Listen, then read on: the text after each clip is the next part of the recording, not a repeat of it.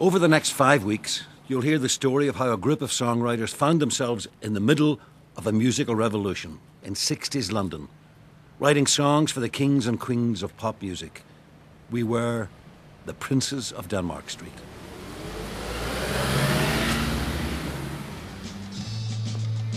Just off Charing Cross Road, there's a small side street, which these days is lined with music shops selling guitars, drum kits, saxophones, selling dreams of stardom. Denmark Street. And when you think of all the artists who have worked in these two studios, it's phenomenal. We all struggled in the beginning, trying to come up with that hit song. Puppet on a string. This man was a songwriter once. Look at the state of him. He's still looking. He thinks Denmark Street is still here. One of the people who showed me the songwriting ropes around Denmark Street had already been there for 10 years. Tony Hiller, who started off as a double act with his brother Irving. By the 50s, they were also writing songs and knocking on the doors of publishers in the street. Up there, and the rest were all publishers. Everything down here were publishers. And as I say, you come down this street any day and you'll see the biggest artists walking down, going to various publishing houses, looking for songs. And that was how it worked then. Well, we just can't kidnap them. Not necessarily recording artists, but performing artists who would be on the variety circuit would come to Denmark Street looking for new songs. Songs for pantomimes, for tours. That's what we did at the end. We can work to people's commands. You know, we want this song, we want that song. We're going on the road. And the more hits you got, I don't have to tell you had enough. The more you were respected, and it opened bigger and bigger doors for us. In those days, how did a songwriter survive? When I came to Denmark Street, I was fortunate enough that I had a deal with KPM Music where I had a weekly recoupable advance. But when you started off, how did you fund your lifestyle? My brother Irving and I, we come down. We didn't have offices. We didn't have bread to eat.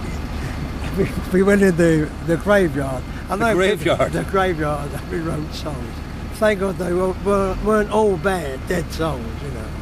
And that's what we did every day. And by about 3-4 o'clock, we've got it, we rehearsed it. I did the harmony, Irving did the lead, all done, and see the respective publishers with a song. Nothing written. Nothing written, nothing recorded. Nothing recorded. No demo tape. No, we did an act. Let's go to the graveyard and see if there's a plaque that says Tony Hiller and Irving Hiller used to write songs here. We walked this way, and if it's the same keeper, the same man who looked after, it'd be 183 now. he'll be dead.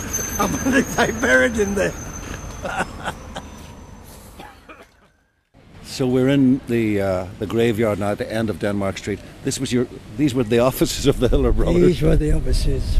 We never had a piano, couldn't play the piano. We never wrote notes because we couldn't write music. So we would just be here, write the song, and by about 2 o'clock, we're ready to go around and see the publishers. And you did a circuit of publishers? We did, oh yeah. And we made C5 in one day and got 4 blanks for goodbye, nothing, you know.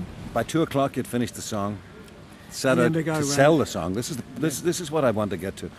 This is how you funded your songwriting career. This is how we ate. You might get 4 blanks, but then you got a positive. We go around and say, another say, we're too busy, not bum. And then someone say, yeah, could you wait half hour? Yeah, okay. Now we're sitting there, and we're a bit nervous. You've got to remember, this is like the you've got to go for the rent. This is tough. And we go up and we go with our smiles and show our teeth, and we would perform, and it would be good. I mean, say no piano. I do the intro.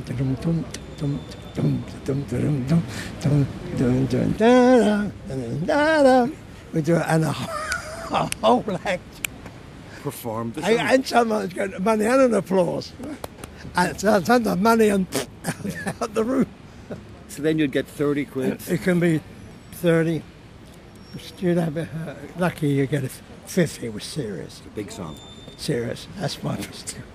Well, you must have been a pretty intimidating force, the Hiller Brothers, because you guys were part of the whole circuit. You were part of the would have been the equivalent almost of vaudeville over here in those days. Absolutely. I mean, say we were doing a variety. We were a double act, the Hiller Brothers.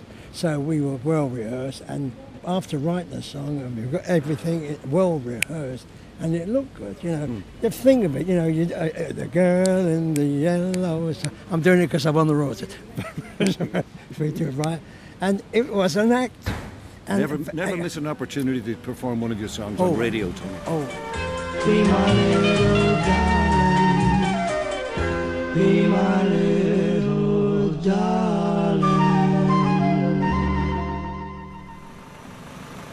Tony Hiller, 86 years old and still an entertainer, remembering life in his old office, otherwise known as the graveyard of St Giles in the Field Church at the end of Denmark Street.